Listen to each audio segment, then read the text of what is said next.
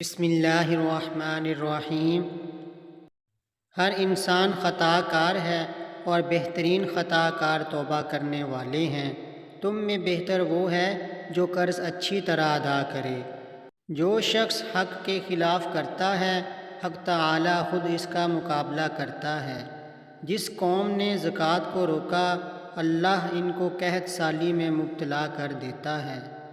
جس نے ہمارے بڑوں کی تعظیم نہ کی، چھوٹوں پر رحم نہ کیا، وہ ہم میں سے نہیں۔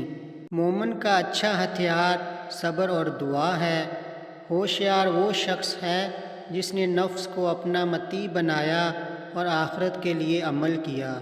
عالم کے ساتھ بیٹھنا بھی عبادت ہے۔ برائی لکھنے والے کی مثال برائی کرنے والے جیسی ہے۔ اپنے بھائی سے مصافحہ کرنا صلہ رحمی ہے۔ حسد کرنے والا چغل خور اور کاہن ہم میں سے نہیں۔ حضور صلی اللہ علیہ وآلہ وسلم کو جب کوئی ضرورت پیش آتی تو نماز پڑھ لیا کرتے۔ میراث جلدی تقسیم کر دو ورنہ فتنہ اور فسادات کا اندیشہ ہے۔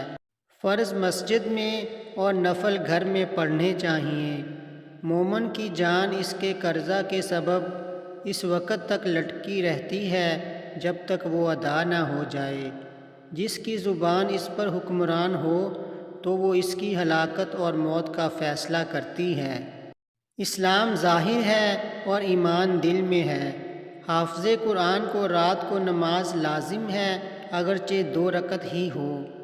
اگر مسواک موجود نہ ہو تو انگلی ملنے سے بھی مسواک کی سنت ادا ہو جائے گی۔ جو کسی برے کام کی بنیاد ڈالتا ہے، وہ اس کو اپنی جان پر قائم کرتا ہے۔ ہمارے چینل کو سبسکرائب کریں اور لائک کریں۔ اللہ حافظ۔